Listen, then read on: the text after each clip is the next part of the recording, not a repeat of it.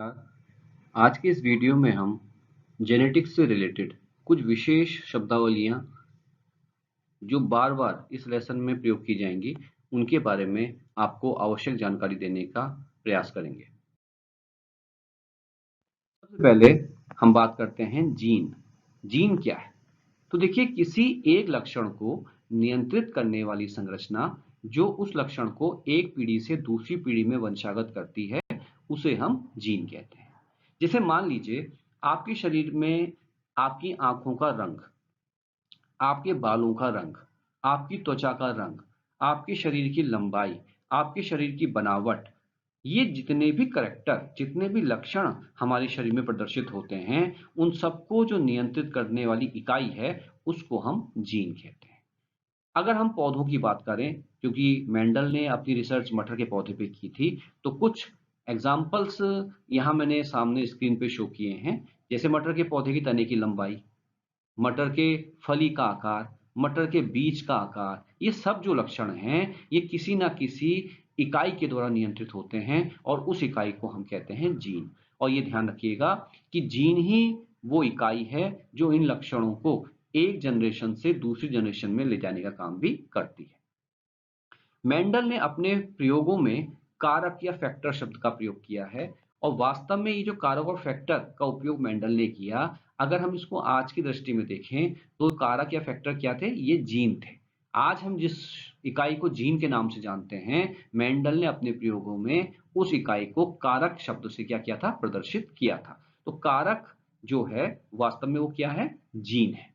उस समय, जिस समय मेंडल ने रिसर्च की थी, उस समय जीन की खोज नहीं की गई थी, जीन के बारे में कोई स्पष्ट जानकारी नहीं थी, इसलिए मेंडल ने अपने रिसर्च में कारक शब्द का प्रयोग किया था। अब हम बात करेंगे युग्म विकल्पी किसे कहते हैं, या जिसको अंग्रेजी में हम एलील या एलिलोमॉर्फ कहते हैं।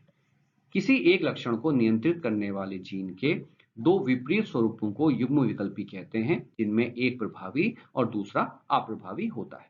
जैसे मैंने आपको पहले बताया कि किसी भी लक्षण को जो नियंत्रित करने वाली इकाई है उसको हम जीन कहते हैं। अगर हम तने की लंबाई की बात करें मटर में, तो इस लक्षण को नियंत्रित करने वाली जो इकाई है वो जीन है। अब ये जीन के दो विपरीत रूप आपको दिखाई देंगे। एक रूप दिखाई देगा तने का ज्यादा लंबा होना, तने का ज्यादा लंबा होना। दूसरा रूप दिखाई देगा तने का बौना होना। तो ये तने के लंबा होना और तने का बौना होना दोनों लक्षण क्या हैं? विपरीत है। अगर हम तने की ऊंचाई को हम देखें तो तना लंबा भी हो सकता है और तना बौना भी हो सकता है। तो ये किसी लक्षण के दो विपरीत स्वरूप आपके सामने दिखाई दे रहे हैं। तो यहाँ पे जो तने की लंबे तने के लिए जो रेस्पॉन्सिबल जीन है वो है कैपिटल टी, और बौने तने के लिए जो रेस्पॉन्सिबल जीन है वो है स्मॉल टी।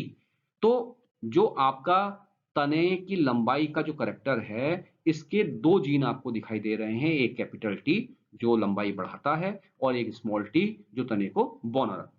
तो ये कैपिटल टी और ये स्मॉल टी, ये दोनों क्या हैं? एलिल हैं। ये दोनों क्या हैं? एक दूसरे के एलिल हैं, क्योंकि ये किसी एक लक्षण के लिए ही जिम्मेदार हैं, तने की लंबाई के लिए जिम्मेदार हैं। एक तने को लंबा करता है, एक तने को बौना करता है। इसी प्रकार से मटर की फली का रंग, मटर की फली का रंग जो लक्षण है, अगर हम इसको देखें तो मटर की फली हमें दो रंगों में दिखाई देती है, एक हरे और एक पीला। अगर हरा है तो वो किस जीन के कारण से है? कैपिटल जी के कारण से। और अगर वो पीला है फली का रंग तो किस कारण से है? स्मॉल जी। तो यहाँ पे कैपिटल जी और स्मॉल जी, ये दोनों एक दूसरे के लिए क्या है? एलिल हैं, युग्म विकल्पी हैं। और किस लक्षण के युग्म विकल्पी हैं? फली के रंग के लिए। इसी प्रकार से मटर के बीज का आकार, मटर के बीज का आकार दो प्रकार का होता है, एक गोल और एक झुर्रीदार। गोल है तो वो किस जीन के लिए है? कैपिटल आर के लिए। और झुर्रीदार है तो वो किस जीन के लिए है? स्मॉल आर के लिए।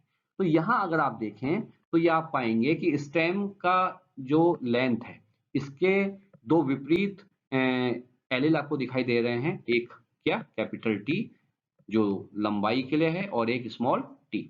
तो ये दोनों क्या हैं? एलिल हैं, युग्म विकल्पी हैं। इसी प्रकार से पॉट के कलर के लिए दो जीन हैं, एक कैपिटल जी और दूसरा क्या है? स्मॉल जी। ये दोनों क्या हैं? युग्म विकल्पी हैं एक दूसरे के लिए। इसी प्रकार से सीट का शेप, एक कैपिटल आर जो गोल करेगा बीज का आकार, और एक स्मॉल आर जो बीज का आकार कैसे करेगा? झुर्रीदार। तो ये दोनों क्या हैं? एक दूसरे के युग्म विकल्पी हैं। तो ये आपको समझ में आ रहा होगा कि किसी एक लक्षण के या किसी एक लक्षण को नियंत्रित करने वाले जो जीन हैं उसके दो विपरीत स्वरूपों को हम युग्म विकल्पी कहते हैं। तने की लंबाई टी जीन द्वारा नियंत्रित होती है, जिसमें कैपिटल टी और स्मॉल टी एलील हैं एक दूसरे के। पॉट का रंग जीन जी के द्वारा नियंत्रित होता है, कैपिटल जी और स्मॉल जी ये इसके क्या हैं, दो एलील हैं, क्योंकि दोनों एक दूसरे के विपरीत प्रभाव दिखा रहे हैं। बीज का आकार आर जीन से नियंत्रित होता है, कैपिटल आर और स्मॉल आर इसके दो एलील हैं और दोनों अपने विपरीत प्रभावों को दिखा रहे हैं। कभी कभी क्या होता है, आपको ये भी ध्यान रखना है कि कुछ लक्षण ऐसे होते हैं जिनमें उसके एलील एक से अधिक भी होते हैं। जैसे ब्लड ग्रुप की अगर हम बात करेंगे तो ब्लड ग्रुप में ए, बी और ओ तीन एलील आपको दिखाई देंगे। तो फिलहाल उसकी बात हम बाद में करेंगे। फिलहाल यहाँ पे एक चीज आप और समझ लीजिए कि ये जो एलील होंगे, विपरीत लक्षण वाले जो एलील होंगे, इनमें एक प्रभावी होता है, डोमिनेंट होता है, और दूसरा अप्रभावी होता है, रिसेसिव होता है। जो F1 जनरेशन में प्रथम पीढ़ी में अपने प्रभाव को प्रदर्शित करता है वो प्रभावी एलील कहलाता है। जैसे कैपिटल टी और स्मॉल टी में कैपिटल टी प्रभावी एलील होगा। ये बात ध्यान रखिएगा कि प्रभावी एलील को हमेशा हम कैपिटल अल्फाबेट से दिखाते हैं। पॉट के कलर में कैपिटल जी प्रभावी एलील है, तो और स्मॉल जी क्या है, अप्रभावी है। शीड शेप की अगर हम बात करें तो कैपिटल आर प्रभावी एलील है और स्मॉल आर जो है अप्रभावी एलील है। अब हम बात करते हैं समयुग्मकी अवस्था की किसे कहते हैं। देखिए, प्रत्येक जीव में किसी एक लक्षण को नियंत्रित करने वाले युग्म विकल्पी जोड़े में होते हैं। जब दोनों युग्म विकल्पी एक समान होते हैं, अर्थात दोनों प्रभावी हो या अप्रभावी होते हैं, तो उस अवस्था को हम समयुग्मकी अवस्था कहते हैं। देखिए, आप एक बात को ध्यान देंगे कि किसी भी लक्षण को नियंत्रित करने वाला जो जीन है हमेशा वो समूह में होता है। आप देख रहे हैं यहाँ पे हम लंबे पौधे के लिए हमने कैपिटल टी दो बार लिखा है। बौने पौधे के लिए स्मॉल टी हमने दो बार लिखा है। ये हमने दो बार क्यों लिखा है? क्योंकि जो जीन होता है वो जीन हमेशा किस में होता है, युग्म में होता है, डिप्लॉयड अवस्था में होता है। तो जीन हमेशा युग्मों में होंगे। अब अगर ये जो जीन का समूह है, ग्रुप में जो जीन है दो, इनका जो समूह है, अगर ये दोनों एलिल एक जैसे हैं, अगर दोनों युग्म विकल्पी एक जैसे हैं, तो उस अवस्था को हम कहते हैं समयुग्मकी अवस्था। जैसे अगर आप इस पौधे को देखें तो इसमें दो जीन हैं और दोनों जीन कैसे हैं, एक जैसे हैं, कैपिटल टी। अगर आप इस पौधे को देखें तो इसमें दोनों जीन कैसे हैं, स्मॉल टी। अगर आप इसमें फली में देखें तो कैपिटल जी। तो अगर आप यहाँ जितने भी मैंने एग्जांपल दिए हैं आप सब में देखेंगे तो जो युग्म है, जो पेयर है जीनों का, वो जीन के पेयर में जो दोनों एलिल्स हैं वो बिल्कुल कैसे हैं, हूबहू एक जैसे हैं। तो ये व्यवस्था कहलाती है युग्म विकल्पी। अब मान लीजिए एक एग्जांपल मैं आपको ये दूं, कैपिटल टी और इसके साथ है आपका स्मॉल टी। अब यहाँ पे अगर आप देखें तो यहाँ पे एक एलिल क्या है, कैपिटल टी, और एक एलिल क्या है, स्मॉल टी। तो ये जो व्यवस्था है ये समयुग्मकी नहीं होगी। समयुग्मकी कब होगी? जब दोनों एलिल एक जैसे होंगे। कैपिटल टी है तो इसके साथ कैपिटल टी है, स्मॉल टी है तो इसके साथ स्मॉल टी है, कैपिटल जी है तो इसके साथ कैपिटल जी है, स्मॉल जी है तो इसके साथ स्मॉल जी। अर्थात यदि किसी लक्षण को नियंत्रित करने वाले जो युग्म विकल्पी हैं उनका जो जोड़ा है उसमें अगर दोनों एक समान होंगे तो वो व्यवस्था कहलाएगी समयुग्मकी। अब वो प्रभावी भी हो सकते हैं दोनों और दोनों अप्रभावी भी हो सकते हैं। अब हम बात करेंगे विषम युग्मकी, हेट्रोजाइगस की। देखिए, प्रत्येक जीव में किसी एक लक्षण को नियंत्रित करने वाले युग्म विकल्पी जोड़े में होते हैं, ये तो आपको पता ही है। जब दोनों युग्म विकल्पी असमान होंगे तो हम उसको क्या कहेंगे, विषम युग्मकी। जैसे मैंने अभी आपको इससे पहले बताया था कि अगर युग्म विकल्पी का जो जोड़ा है वो समान होगा, दोनों एलील समान होंगे, तो उसको हम समयुग्मकी कहेंगे। जैसे अगर आप इस संरचना को देखें कैपिटल टी को, तो इसमें जो दोनों एलील हैं वो क्या है, एक समान है, तो हमने इस व्यवस्था को क्या कहा, समयुग्मकी। यहाँ पे हमने देखा स्मॉल टी है तो ये क्या है, समयुग्मकी। लेकिन जब इन दोनों के क्रॉस से एक ये जो संरचना बनी F1 जनरेशन में, तो अगर आप इसको देखें तो इसमें जो आपके युग्म विकल्पी जीन हैं ये दोनों क्या हैं, एक दूसरे से अलग हैं, असमान है। एक कैपिटल टी है और एक स्मॉल टी है। यहाँ पे अगर आप देखें तो यहाँ पे जो F1 जनरेशन में पाया हुआ ये पौधा है, इसमें अगर आप देखें तो कैपिटल टी एक है और दूसरा क्या है, स्मॉल टी है। तो यहाँ पे ये जो संरचनाएं हैं दोनों, जिसमें दोनों जो एलिल हैं, जो युग्म विकल्पी जोड़े हैं, उनके जो दोनों एलिल हैं वो क्या है, असमान हैं। तो ऐसी दशा को हम कहते हैं विषम युग्मकी। जैसे मैंने आपको बता रखा है कैपिटल टी और स्मॉल टी। अगर दोनों समान होंगे तो समयुग्मकी, जैसे ये हैं, ये सब आपके समान है तो इसको हमने क्या कहा, समयुग्मकी। और जहां पे दोनों एलील एक दूसरे से अलग हैं, भिन्न हैं, तो उसको हमने क्या कहा, विषम युग्मकी। अब हम बात करेंगे हाइब्रिड किसको कहते हैं, संकर किसको कहते हैं। जब भिन्न भिन्न लक्षणों वाले दो जनकों के बीच क्रॉस कराया जाता है तो उत्पन्न संतति को संकर और इस प्रक्रिया को संकरण कहते हैं। जैसे लंबे तने वाले पौधे का क्रॉस बौने तने वाले पौधे से कराने पर संकर लंबा पौधा प्राप्त होता है। संकर पादप में जो जीन है वो विषम युग्मकीय अवस्था में होते हैं। जैसे आप देखें, अगर यहाँ पे हमने क्रॉस कराया है दो पौधों के बीच में, एक पौधा क्या है, समयुग्मकी लंबा है, और एक पौधा क्या है, समयुग्मकी बौना। इन दोनों के बीच में हमने क्रॉस कराया तो हमें मिला F1 जनरेशन में ये पौधा जो लंबा है। लेकिन इसकी जीनी संरचना को अगर आप देखें तो इसमें एक कैपिटल टी है और एक स्मॉल टी है, अर्थात जो युग्म विकल्पी जीनों का जो जोड़ा है, एलिल्स का जो जोड़ा है, वो क्या है, असमान है। तो इसको हमने क्या नाम दिया था, जब दोनों एलिल्स असमान होते हैं तो हम इसको क्या कहते हैं, विषम युग्मकी अवस्था। तो जब विषम युग्मकी अवस्था में एलिल्स का जोड़ा हो तो इसको हम कहते हैं संकर।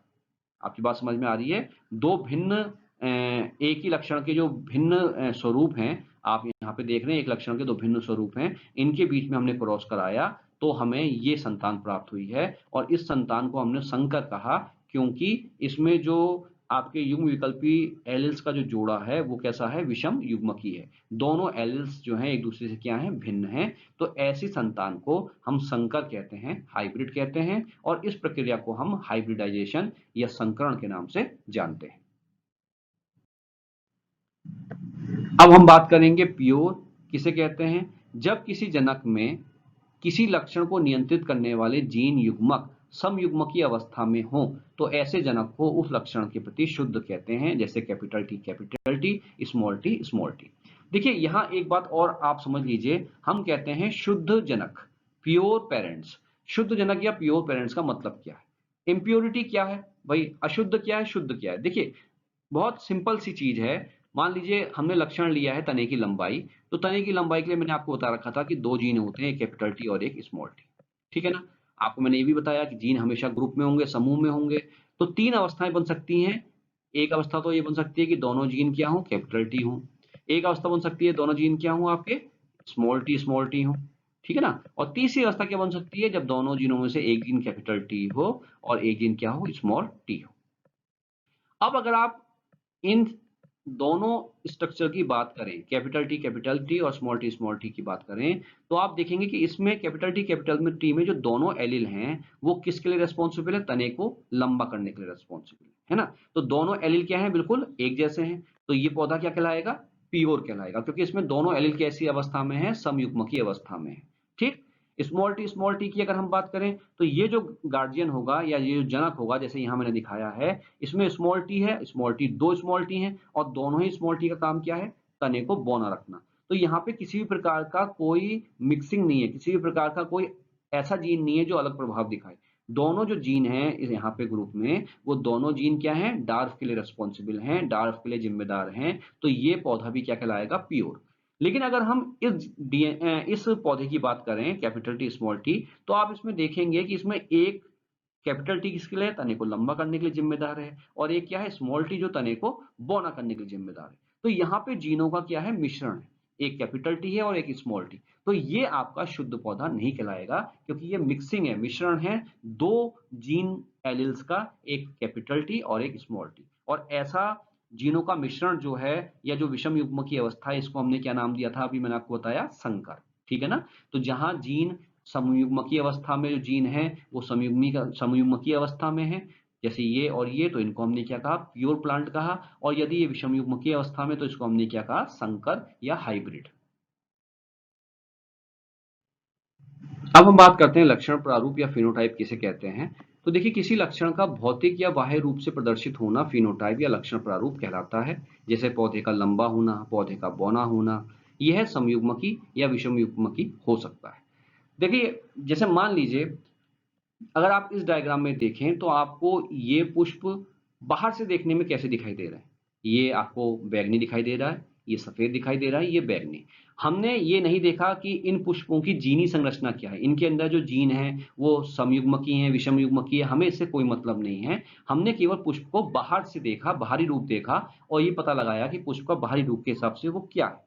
तो ये जो बाहर से देखने में हम लक्षण देखते हैं उसको हम कहते हैं लक्षण प्रारूप या फिनोटाइप। जैसे अगर मैं आपसे इस डायग्राम में पूछूं कि कितने पुष्प आपके बैगनी हैं, तो आप क्या कहेंगे? 2। और कितने पुष्प सफेद हैं? आप क्या कहेंगे? 1। हमें इनके जीनों से मतलब नहीं है कि कौन इसमें प्योर है, कौन इसमें संकर है, हमें इससे मतलब नहीं है। हम जीनों पे नहीं जाएंगे, हम केवल बाहर से देख के बताएंगे कि इसमें वॉयलेट कितने हैं, पर्पल कितने हैं, 2 हैं और 1 सफेद। इसी प्रकार से अगर मैं इस पूरे स्ट्रक्चर को देख के आपसे पूछूं कि भाई कितने लंबे पौधे हैं, तो आप क्या करेंगे? 1 2 3 4 5 6, ये 6 लंबे पौधे हो गए। और बौने के पौधे कितने हैं आपके? 1 और 2, तो 2 बौने पौधे हो गए। ठीक है ना? अब आप इस बात पे नहीं जाएंगे कि ये बौना, ये लंबा पौधा और ये लंबा पौधा दोनों लंबे तो हैं, लेकिन ये क्या है? प्योर है, क्योंकि इसमें युग्म विकल्पी जो जीन है वो एलील जो है वो किस रूप में? समयुग्मकी। इसमें किसमें है? विषम युग्मकी अवस्था में। एक कैपिटल टी, एक स्मॉल टी, जो दोनों क्या है? आपके टॉल टॉल है। हमें इस पे नहीं जाना, हमें केवल बाहर से देखना है कि कौन सा पौधा कैसा दिखता है, कौन से पुष्प का रंग क्या है। तो अगर हम बाहर से देख के पता लगाएं, उसके बाहरी रूप को देख करके हम उसके लक्षण का अनुमान लगाएं, तो उसको हम कहते हैं लक्षण प्रारूप। आपकी बात समझ में आ गई? तो अब केवल बाहर से देख के हमको पता लगाना है कि वो किस लक्षण को प्रकट करता है, हमें ये नहीं देखना कि उसकी जीनी संरचना क्या है। बाहर से लक्षण देख करके अगर हम पता लगाते हैं, अनुमान निकालते हैं या निष्कर्ष निकालते हैं, तो उसको हम कहते हैं लक्षण प्रारूप या फिनोटाइप। अब हम बात करेंगे जीन प्रारूप की, जीनोटाइप की। तो देखिए, किसी लक्षण के जीनी प्रदर्शन को हम जीन प्रारूप कहते हैं। जैसे अभी मैंने आपको बताया कि अगर हम इन तीनों पुष्पों को देखें तो हम ये पाएंगे कि इसमें, अगर हम लक्षण प्रारूप की बात करें तो हम ये कहते हैं कि इसमें 2 बैंगनी पुष्प हैं और 1 सफेद पुष्प है। लेकिन अगर हम इसका जीन प्रारूप देखें, लक्षण के जीन प्रदर्शन को देखें, तो जीन प्रारूप समझ में आएगा। जैसे आप इस पुष्प को देखिए और इस पुष्प को देखिए, क्या ये दोनों पुष्पों का जीन प्रारूप एक समान है? दोनों पर्पल हैं, है ना? दोनों बैंगनी रंग के हैं, लेकिन आप देखेंगे कि इसमें दोनों जो जीन है किस अवस्था में है? समयुग्मकीय अवस्था में है, क्योंकि ये प्योर बैंगनी पुष्प है। और अगर हम इस पुष्प को देखें, बैंगनी ये भी है, लेकिन इसकी जीनी संरचना क्या है? कैपिटल टी स्मॉल टी, अर्थात ये विषम युग्मकीय अवस्था में है। तो ये कैसा पुष्प है? संकर पुष्प है। तो ये अगर हम इस प्रकार से ध्यान दें कि जीनी संरचना क्या है, पुष्प के बाहरी आकार पे ना जाए, पुष्प के बाहरी रूप रंग पे ना जा करके उसकी जीनी संरचना का अध्ययन करें, तो उस व्यवस्था को हम कहते हैं जीन प्रारूप। जैसे यहाँ पे अगर आप देखें तो आप कहेंगे कि भाई ये पुष्प पौधा और ये पौधा, ये दोनों लंबे हैं, लेकिन इसकी जीनी संरचना क्या है? T T. और इसकी जीनी संरचना क्या है? टी और स्मॉल टी। ये समयुग्मकी है और ये क्या है? विषम युग्मकी।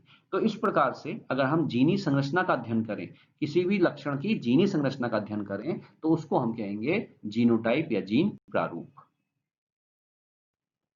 अब हम बात करते हैं जनक पीढ़ी की, पेरेंट जनरेशन किसको कहते हैं। तो देखिए, संकरण के लिए जिन पादपों का प्रयोग किया जाता है उन्हें हम जनक पौधे कहते हैं और उस पीढ़ी को हम जनक पीढ़ी कहते हैं। जैसे लंबे तने के लक्षण वाले शुद्ध जनक का संकरण बौने तने के लक्षण वाले शुद्ध जनक से कराने पर ये दोनों क्या कहलाएंगे? जनक पादप कहलाएंगे। जैसे डायग्राम में आप देखिए कि लंबाई के लिए जो रेस्पॉन्सिबल जीन है कैपिटल टी, इसका क्रॉस हमने किससे कराया? बौने तने वाले पौधे से कराया, जिसकी जीनी संरचना क्या है? Small T small T.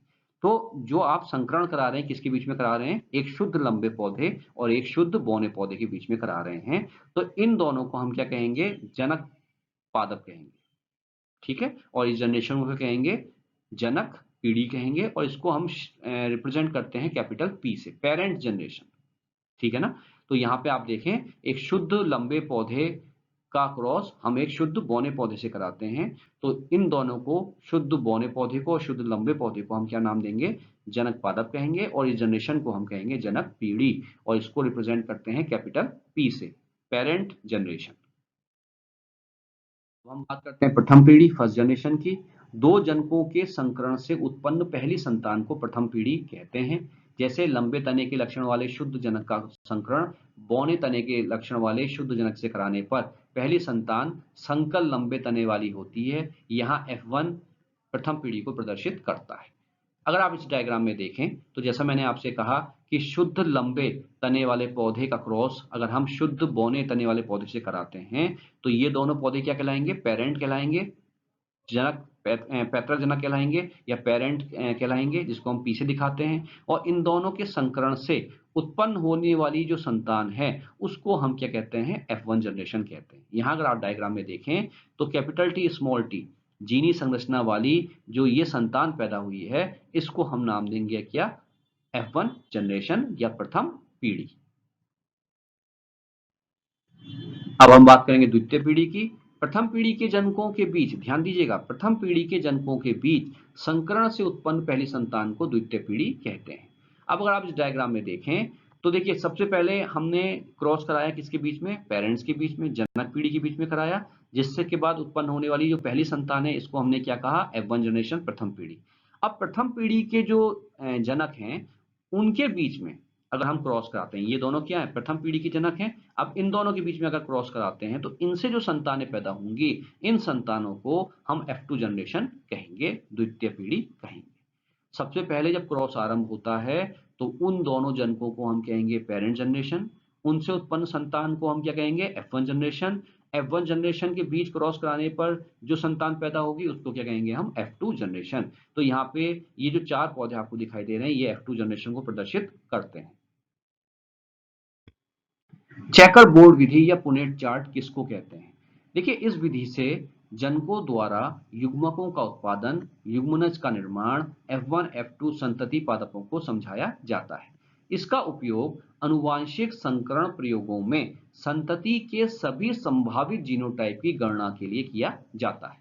इसकी क्षैतिज पंक्ति में नर और खड़ी पंक्ति में मादा युग्मक प्रत्येक वर्ग के ऊपर लिखकर जीनी संरचना का गुणनफल लिख लिया जाता है।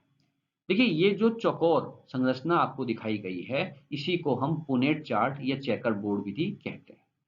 इसमें हम क्या करते हैं, इसके जो ये क्षैतिज पंक्ति ये वाला है यहाँ पे हम जो नर है उसके युग्मकों को लिख देते हैं। जैसे यहाँ पे कैपिटल टी एक नर पौधे को प्रकट कर रहा है तो इससे उत्पन्न होने वाले जो दो युग्मक हैं कैपिटल टी इसको हमने इस स्क्वायर के क्षैतिज में लिख दिया। और जो फीमेल पौधा है स्मॉल टी इससे उत्पन्न होने वाले जो युग्मक हैं, दो युग्मक होंगे स्मॉल टी, इनको हमने क्या किया, खड़ी पंक्ति में लिख दिया। अब हम क्या करेंगे, ये जो मादा युग्मक है स्मॉल टी इसको गुणा करेंगे नर युग्मक कैपिटल टी से और इनके गुणनफल को हम लिख देंगे इस खाने में।